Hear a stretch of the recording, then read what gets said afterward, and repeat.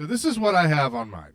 If I were going to do a true short track season for NASCAR, and I would do more than the Cup Series. I want the Xfinity and the trucks. I love watching trucks, especially on a short track.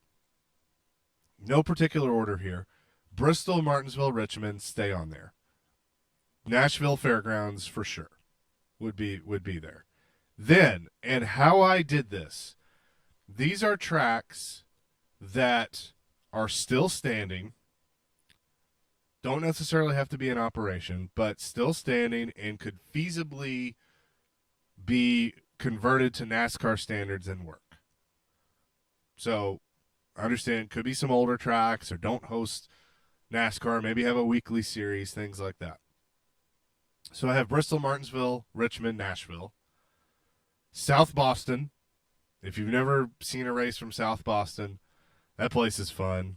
Running it on iRacing is fun and also difficult. But you could see some great races there. So South Boston in South Boston, Virginia would be another one. Five Flags, where they have the Snowball Derby. That is one that I know a lot of racing fans love and would love to see more at. The Irwindale Speedway, which, if I'm not mistaken, I don't think is that old. I think it's relatively new. I could be wrong. But that's where a lot of the up-and-comers, running on short tracks, they run there. I think that it provides some good racing and is a lot of fun. Now we get into the Pipe Dream, I should say. North Wilkesboro is still standing.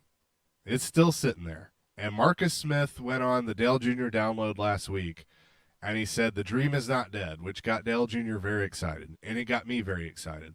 And he didn't necessarily mean that NASCAR would go there and the Cup Series would go there. That track needs a lot of work. It's been sitting there untouched for a long time and is falling apart. But the fact of the matter is, it's still sitting there. It's still got a racing surface. Dale Jr. and his crew went and cleaned it up to scan it for iRacing. That's how they put it on iRacing. You would clearly have to rebuild, brand new grandstands and garage, whole new facility. But the infrastructure, the track is there, and you could make it happen. And I love North Wilkesboro. I think everybody loves North Wilkesboro. And if you're a new race fan and you've never watched a race from there, go look it up on YouTube. Go watch some of the old races from North Wilkesboro. 1996 was the last time that they ran at Wilkesboro, but and I believe Jeff Gordon was the winner. But and it was in operation until 2011, doing some different things, and they closed it down. But in its heyday, seated about 40,000. I think that's all you need. You could build it back up to that. But it's, 0.625 miles, so just over a half mile. I'd love it. It'd be so much fun to have that back on the schedule. Put lights on it. Because that's the other thing with this. I just feel like there's something about short track racing at night is what you need. And I feel like that's what a lot of people would want to see. So I would want to see a lot of these races at night. And then the other thing I would do is I would find a market and close to a city.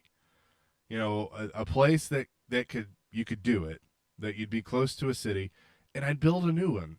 Build something unique. Don't just build Bristol. Don't just build a Richmond or a Martinsville. Find a way to make it unique. Whether you're, they're closing, they've closed Myrtle Beach. Build a D-shaped kind of Myrtle Beach clone or something like that. But build it close to a city where people are going to go out. It's going to have top-notch facilities, and you have something new mixed with old. You have a short track that's, you can, it'll get character as it gets older, but it's also state of the art and brand new. I think that would be very beneficial.